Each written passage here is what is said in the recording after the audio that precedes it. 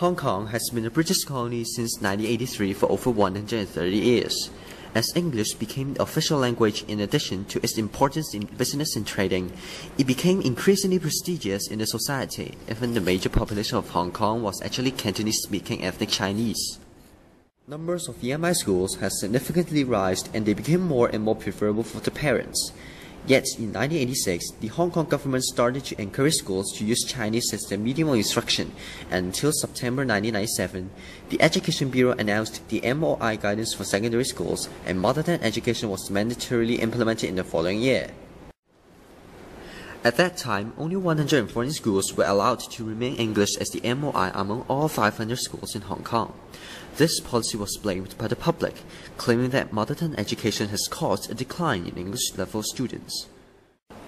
Under the public pressure, Xu Mingyang, the former Secretary for Education, announced the MOI fine-tuning policy in 2008, allowing schools to choose the most suitable MOI for students. Arguments about the Hong Kong education language policies have lasted for years. How have these policies influenced our education? Is mother tongue education really a failure in Hong Kong? Mandy Kong is a secondary 5 student who is now studying in an EMI school in Tuen Mun District. One major reason for her to choose this school is that it could provide her more exposure to English that may help her in the future compared to CMI schools. Yet, her study in this school was not smooth at all. 當我遇到啲字，但係又唔可以解釋佢中文嗰陣，咁我會即係會嘗試去睇翻嗰段嘢好多次，其實都未必真係明白，跟住最尾就會變咗係死背嗰段嘢，睇落唔明咧。我上堂咧又講英文咧，我真係冇乜心機。She also said that during the exam she often misunderstood the questions or faced difficulties in expressing her ideas, which in turn greatly affected her academic results and passion in learning. One major aim of government's mother tongue education policy is to enhance the efficiency of students' learning. Research has proved that students could learn faster with a more familiar language. Thus, mother tongue education could provide students with the strongest learning foundation. However, the reduced exposure to English environment under mother tongue education was blamed to hinder a student's English ability. In addition to providing up to $0.5 million sponsored for CMI schools per year to create more English environment, the government announced the MOI fine-tuning policy so as to increase schools' flexibility in choosing education language. Henry Wong came from a traditional CMI school and is currently studying in the Chinese University of Hong Kong. Under the fine-tuning policy, he was allowed to use English textbooks starting from secondary 3, while Cantonese remained the major language used during lessons. He said that the major benefit of this policy was to help him overcome the fear towards English.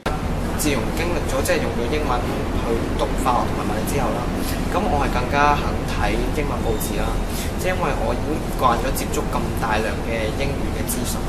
咁其實我覺得令我其實佢其中一個俾到我語言上嘅進步係我嘅自信心。都雖然上堂我哋依然都係講中文啦，但係我接觸嘅閱讀材料全部都係英文。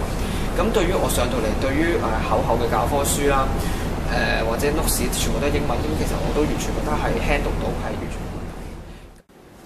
He also said that his school had been consistently organizing various English activities like musicals and drama nights to improve students' speaking ability. Henry said that it was unwise to slightly increase exposure to English but sacrifice students' performance and interest in other academic subjects. The fine-tuning policy was regarded as a supplement of the mother tongue education policy, keeping the advantages of mother tongue education and compensating the reduced exposure to English environment. Dr. Tai Chung-pui, a professor from the University of Hong Kong, said that mother tongue education should be carried on and the fine-tuning policy is a brilliant way to help its maintenance. He also said that mother tongue education not only helped students enhancing the learning efficiency, but also constructing national identity. Regarding the public concern towards the decline in the English level of students, Dr. Tsai suggested that it was not the policy of the school should bear the responsibility, but the planning of language use in the society. He said that Hong Kong has a highly monolingual society, and thus children's ability to develop multilingualism was comparatively weaker than the regions like Malaysia and Singapore. On the street, if you want to buy something from the shop, you may need to speak Chinese, or you may speak Malay, or you may speak English. So that in their daily environment, they are already using many languages.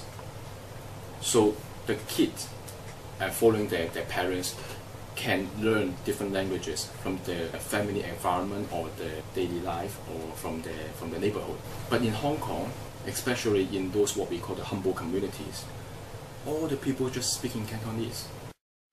Pointing out that there were many ethnic minorities who spoke English living in Hong Kong, Dr. Tai suggested the government should make good use of the ethnic diversity and to encourage binding of the ethnic Chinese and other minorities so as to increase children's exposure to English environment in their daily lives.